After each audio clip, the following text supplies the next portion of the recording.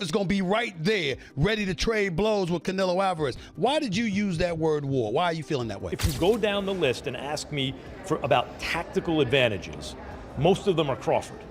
Crawford could see everything coming. He could see everything coming that Canelo threw at him. He was reading it so well. His guard was so tight as well when he was up at the ropes, when he was exiting, looking to move around. They looked about the same size, but that was a brilliant performance. And what can you say? I mean, you got to give him his credit. He created a lot of history. He dreamt this fight. He willed it to happen. A lot of people, not me, but a lot of people laughed at him, said, forget about it, no chance against a bigger guy like that. Stephen A. Smith reacted with powerful emotion to Canelo Alvarez's shocking loss against Terence "Bud" Crawford. He explained that Crawford had been waiting for this moment for a very long time, not just for a win, but for a chance to secure his legacy once and for all. Smith stressed that Crawford didn't just beat Canelo, he took away his shine on the biggest stage. This was far more than another victory. For Crawford, it was the defining moment of his career, the night he proved he belongs among the sport's greatest champions. Division world champion out of Omaha, Nebraska. He's undefeated, 41-0 with 31 KOs, and he begged for this fight. He wanted Canelo bad because to him, it's all about legacy. I'm not speculating. I'm telling you what I know. And how would I know? It's because I interviewed him. Yesterday, we sat down. Here is my conversation with the one and only Terence Crawford challenging Saul Canelo Alvarez, moving up 2 weight divisions to do it. Max Kellerman echoed that same sentiment, calling Crawford's performance both historic and career-defining. Breaking down the fight with his usual sharp eye, Kellerman compared Crawford's challenge to moving up multiple divisions and willingly facing a dangerous opponent who could drag him into a brutal dogfight. According to Max, real champions embrace these kinds of risks without worrying about size, power, or speed, and Crawford carried exactly that fearless mentality. He reminded fans that for years, no fighter openly called out Bud, but here, Crawford not only accepted the challenge, he owned it, showing the world why he is among the most respected names in boxing. Giving up or having to jump up 2 more weight classes and fight a guy who might put him in a dogfight, a real one, for the first time in his career. When we get put in that position, we go find opposition to make that happen. You understand me? So when we go looking for the opposition, we're not concerned about how big they are, how fast they are, how strong they are. We feel like we got enough that we can bring to the table with anybody. That night I fought John Ruiz, I didn't care who was over there. Whoever they brought out that locker room was going to get it. You understand me? That's just what it was. And I think Bud kind of has that feeling. Now, Bud, you got to remember, has been around for a long time. Nobody called him out. You understand me? All the time Floyd came at the boxing floor, never said, I want Bud Crawford. No one ever said his name. Hey, all I know is one thing. Israel Mazrimov, he didn't get it. He barely lost. Yeah, but I was just saying, but nobody called his name. Stevenson's admiration for Terence Crawford has always been clear. But after watching him beat Canelo Alvarez so convincingly, his words carried even greater weight. Stevenson said Crawford delivered everything he promised before the fight, and more. He explained that since the start of his own career, he studied Crawford's style, discipline, and mentality. To Shakur, seeing his idol accomplish such a historic feat confirmed one thing. Greatness comes from years of preparation, consistency, and relentless focus. For him, Crawford is not only a champion in the ring, but also a mentor figure, someone who sets the standard of excellence that young fighters dream of, reaching. Years ago, and tonight he put that he's the greatest boxer I've lived. In the interview with Dimway, you said, you felt like on a run watching that tonight. How much inspiration can you take from someone like Terence? I take everything from him. I've been around him since I was a kid, and just watching that greatness. Stephen A. Smith later reflected on Crawford's determination going into the Canelo fight. He explained that many fighters in Crawford's position would have asked for a catchweight or a lower division to make things easier. But Crawford refused. He wanted the challenge exactly as it was, at 168 pounds on Canelo's terms. For him, it wasn't about comfort. It was about legacy. Smith reminded viewers that Canelo Alvarez remains one of boxing's most decorated champions, a man with titles across multiple divisions. Yet Crawford never hesitated. He wanted to test himself in Canelo's world, at Canelo's weight, and prove that he belonged at the very top of the sport. 31-0, Molly, with 31 knockouts. He's taken on all comers. I asked him, you're moving up in weight. Why would you not try to get Canelo to come down from 168 to 160 to meet you halfway, since his last fight was at Crawford's last fight was at 154? Crawford said, I want what he has. I want to go take it. I don't want to make, I don't want him making concessions and alterations. I'm coming to take what he has. And you look at him, and no one believes that he can't pull it off. He can box, he can punch, he's smart, he's elite, and he wants Canelo. He begged Canelo for this. Analyst Aiden Oladipo highlighted the dramatic shift in public opinion surrounding Crawford. Before the fight, critics dismissed him as too small, too old, and too far out of his comfort zone to beat a powerhouse like Canelo at 168. But after the fight, those same critics rushed to praise him, forgetting the doubt they had once cast.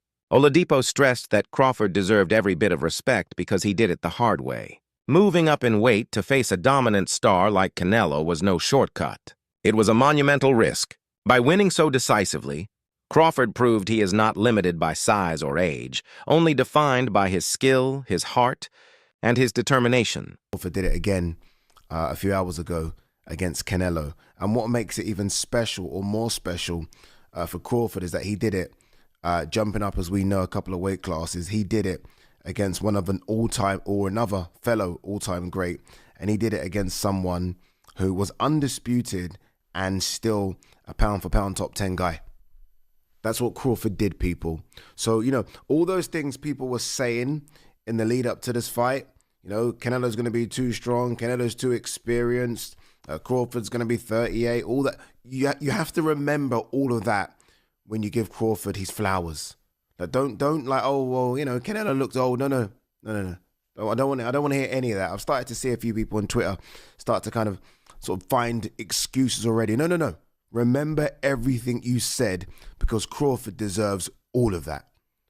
All of that. Crawford was incredible. Honestly, in the pocket, he was at times showing Canelo, no, I'm stronger than you.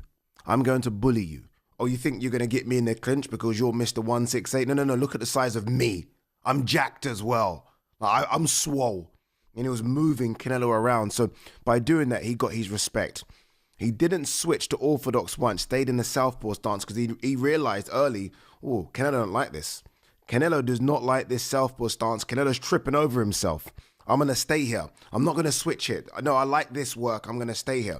On the ropes, it's like, okay, come in. Because when you come in, I've got that as well. And I can hurt you as well. Spinning off the ropes. His jab was fantastic.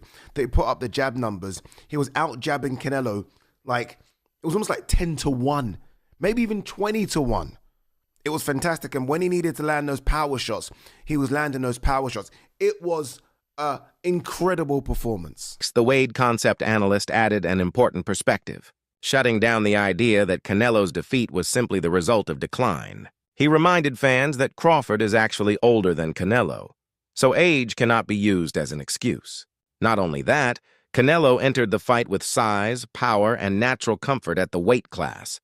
Yet he was still beaten. According to WDE, this victory had nothing to do with Canelo being past his prime. It was about Crawford rising to an entirely new level. By removing the excuses, he made it clear. Crawford's win was authentic, undeniable, and truly historic. More tight, more fundamentally sound.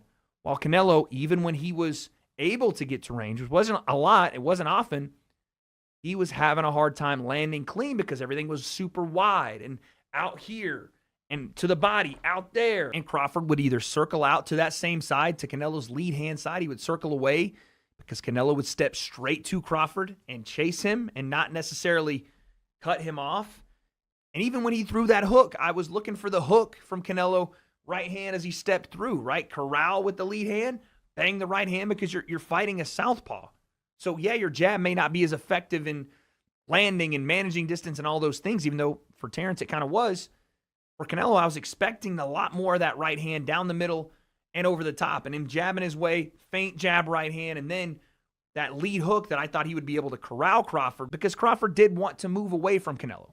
He did. He wanted to move away from that power hand. Smart to do. Canelo never took that extra step to step outside of Crawford's lead foot. Again, that orthodox southpaw matchup. It's always going to be a battle of that lead foot. He never took that next step to get outside of that lead foot and then step through Crawford, step to his left where Crawford was going and land his right hand. He just felt like he was falling off to his right with his right hand, and once he fell off to his right after he threw the right hand, there was no follow-ups because he was off balance, and Crawford was out the gate and circling back to reset the action. This was a masterful display from Terence Crawford. And again, I looked at this fight, and I don't want to do the thing where I said, oh, Canelo's washed, he's over the top, he's old. Terence Crawford's older than Canelo. Is he as weathered as far as fights are concerned? No. But you can only do one thing when talking about this fight, and that is give credit to Terence Crawford. If you want to say Canelo looked old, that's fine. That's on you. I'm not going to say. Former champion Carl Froch analyzed Crawford's brilliant tactical adjustment in the middle rounds. Froch explained that by the 6th and 7th rounds, Crawford realized he had to press forward and seize control. His jab became the weapon that changed everything, breaking Canelo's rhythm and forcing him backward. Froch praised Crawford's ring IQ, highlighting how he knew exactly when to shift gears. Instead of letting the fight drift, he made the conscious decision to take charge, and that shift gave him complete control of the momentum. Punches on the back foot, sort of dictating the pace. And then after about round 6 or 7, Canelo Alvarez knew, 1 second. I need a little freshener. Canelo knew he had to step on the gas. He knew he had to put the fight on its front foot and take it to Terence Crawford and start to try and catch him and bang him on. And when he headbutted Crawford, I thought that could be the start of it. A little bit of a nut, get that down. Yeah, I don't know if there was a cut, but the referee stopped and had a look, and I thought now Canelo's going to step on the gas.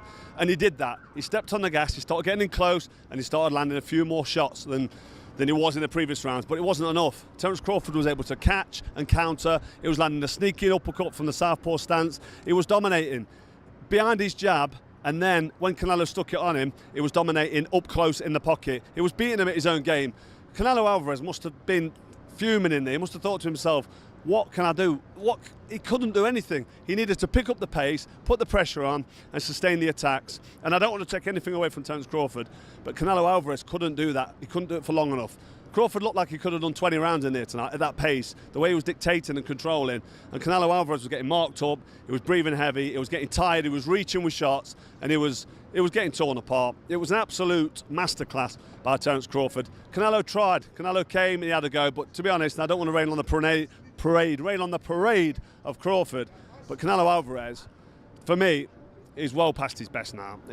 He's seen better days. He hasn't got the pace, he hasn't got the fitness to sustain the attack. Afterwards in the interview, he said, I felt great, it's great, I feel good. And don't forget, Crawford's a couple of years older. So I think it's the miles on the clock. Canelo Alvarez had like 67 fights. I know Crawford's had a fair few fights, but he's about 20 fights behind him. So the miles on the clock have caught up with Canelo Alvarez. He's feeling the pace, he's feeling the age. And that's all for today's video. If you enjoyed this breakdown, don't forget to like, subscribe, and hit the bell icon so you never miss an update. Share your thoughts in the comments below, and stay tuned, because more is coming your way soon. Ain't nobody's running, ain't nobody's hiding, nobody's ducking.